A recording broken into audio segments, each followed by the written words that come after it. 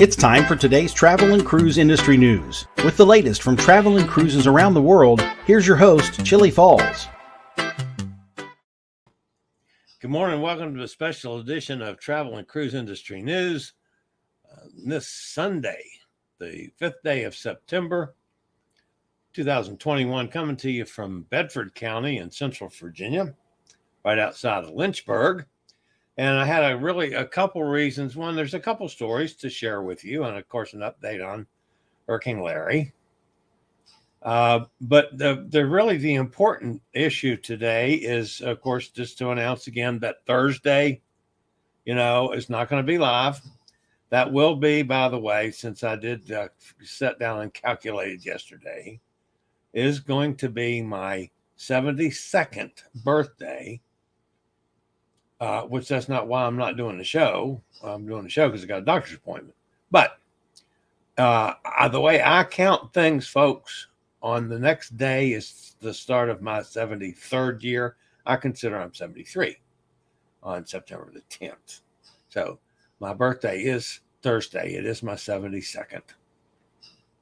Yes. Now, that's not the important thing today. Let's see if I can do this without it. See what I'm modeling? That's my very own Hudson the Cat shirt. I'm tickled. It came yesterday. So I've got my Hudson the Cat shirt on today. But we do have some news to get to. So let's take a look what we got going here this morning. Sunday travel and cruise industry news for September the 5th. We're going to update the latest on major Hurricane Larry. Still a Category 3. The Bahamas Paradise to New Orleans. Disney cancels some cruises. And the EU policy and its effects on an upcoming Viking River Cruise. So we're going to get right at it on Major Hurricane Larry. As you can see, there are two systems. A dangerous surf and rip currents expected along many of the western Atlantic shores due to large swells from Hurricane Larry. The last numbers I had, she's 925 miles east of the northern Leeward Islands, 1,350 miles southeast of Bermuda, packing 120 mile an hour wind, so it's increased. It's strengthened a little overnight. She's moving northwest at 14 miles an hour. The pressure's dropped to 958.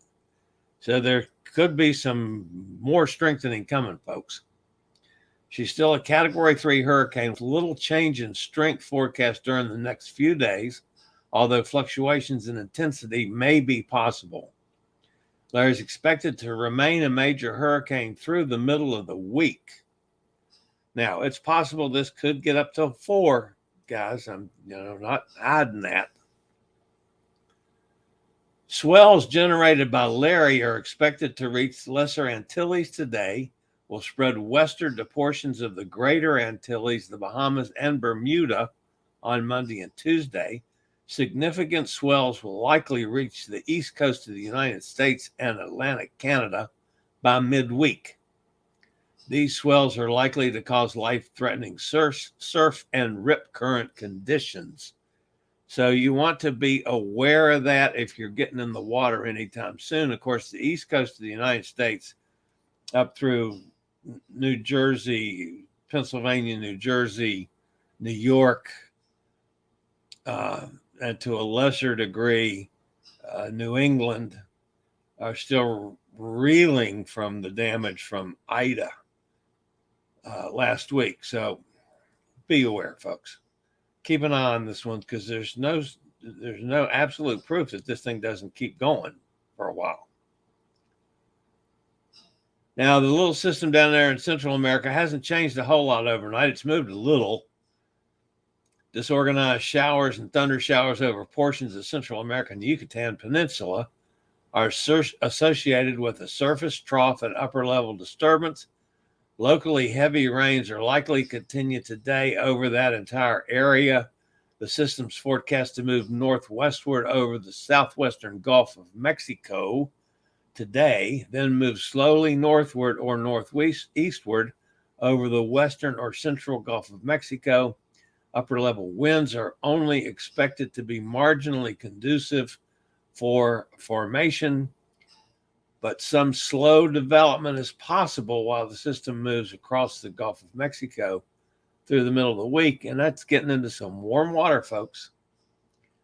And it depends on what's going to be more conducive, the warm water or the upper level winds, because that means that it's heading right in the general direction of New Orleans, which got nailed. That whole Gulf Coast got nailed horribly by Ida. And I still believe, folks, that Ida is going to become the worst hurricane dollar for dollar that we've ever seen in this country. Now, that's a look at Larry. Again, the path from today through all next week. As you see, it has Bermuda right in the middle of the cone of uncertainty. So you guys be aware, and this thing could still, anything can happen. It can take a veer and course, head for the east coast of the United States. It could go around in circles with it. You never know out there this time of year. I found this one really surprising. Our friends down at Bahamas Paradise have entered into a charter agreement with Louisiana Power Company Entergy Corporation to house 1,500 workers on their cruise ship Grand Classica. The ship is on its way to New Orleans, so workers will have a place to stay as they help to restore power.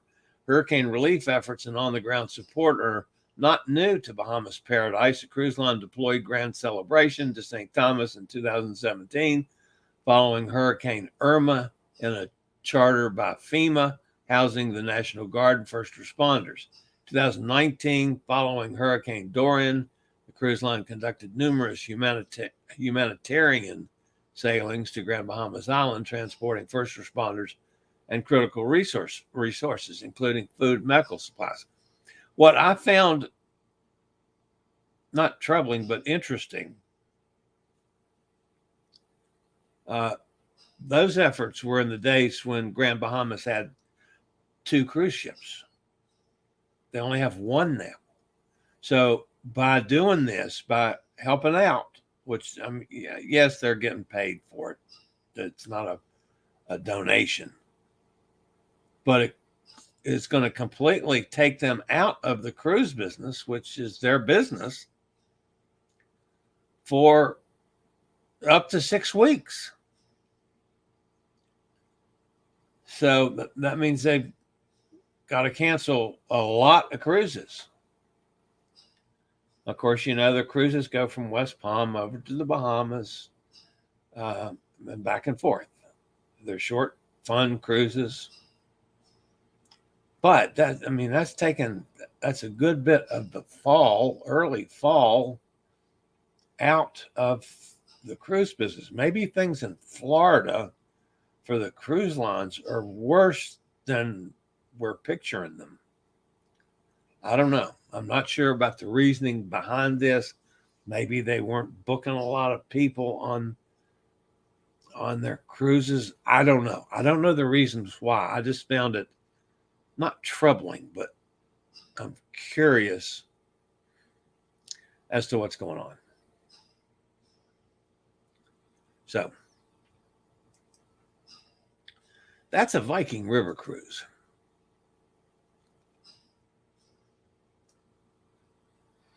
I had a message yesterday. Some of you may have seen it because it was on yesterday's broadcast, from our buddy Michael Philippus down in Houston. And he asked, did I see the Netherlands has announced quarantine requirements if from red countries, including the U.S., even if vaccinated? Viking River, in response for impending departures, is apparently embarking across the border in Germany. So I did some checking on that to make sure. Yes, I had seen the story and not the specifics. But after spending just over 2 months atop the European Union's safe travel list, the United States lost its status with the EU because of its rising COVID-19 infection rate due to the lovely Delta variant. At a minimum, that means unvaccinated Americans will no longer be able to travel within the Schengen zone countries that comprise much of European Union. Individual countries can make their own decisions on whether to allow U.S. citizens. The impact on American travelers who are vaccinated is less clear. For now, vaccinated Americans can still travel to and cruise from Europe only if they meet the regulations of the individual countries that's letting them in, because nearly every cruise line in Europe is requiring proof of full vaccination, and you have to show your card. I mean, they want the original vaccination card. They will not take a duplication of it, so you got to carry your card with you, folks, right in your passport.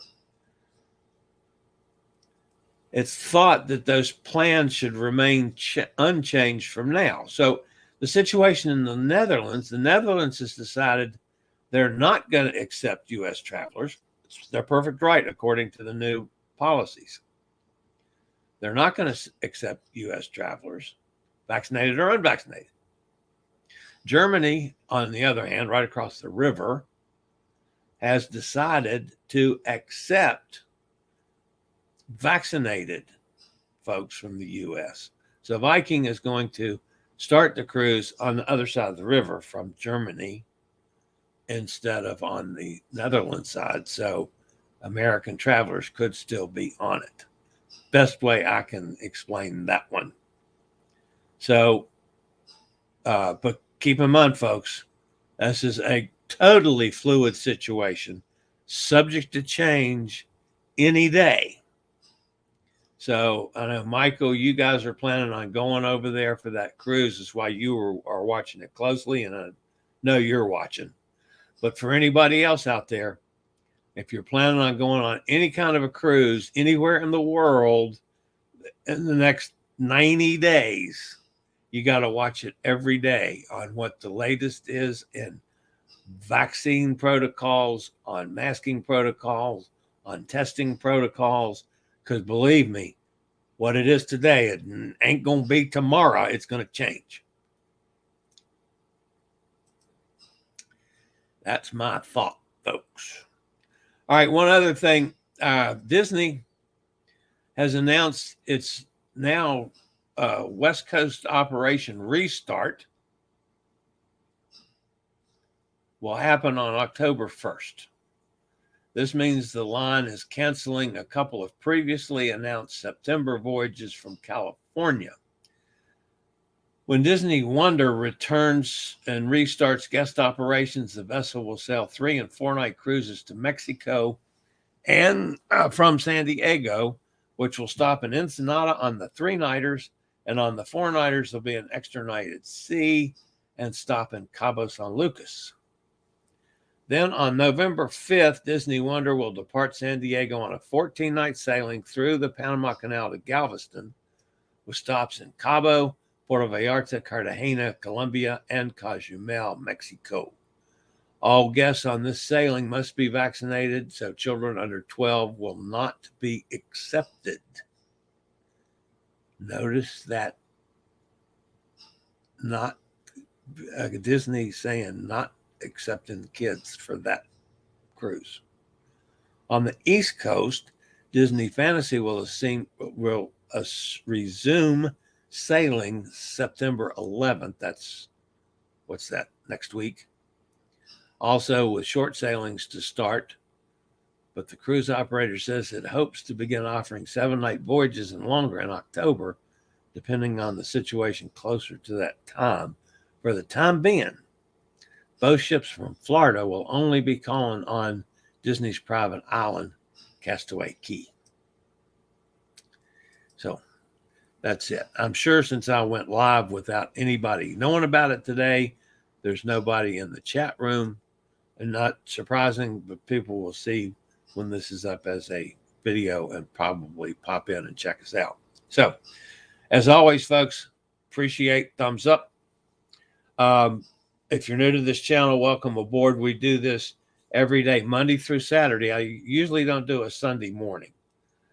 And then on Sundays at 2 o'clock in the afternoon, that's Eastern Daylight Time, I co-host the Cruise Amigos with Amigo John up in Minnesota and Amigo Martin over in Manchester, England.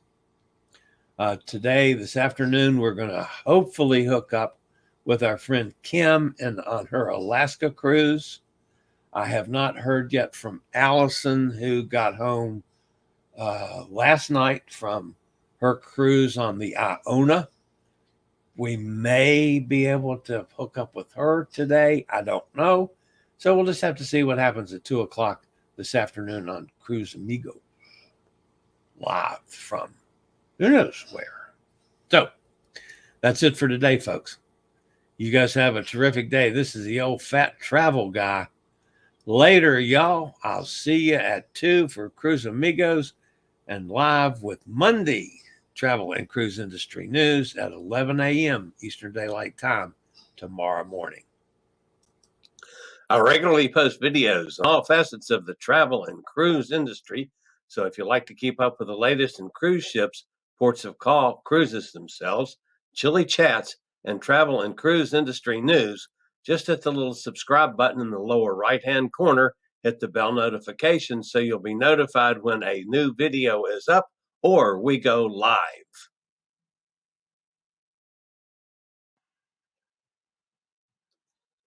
This video was produced by Chillie's Cruises.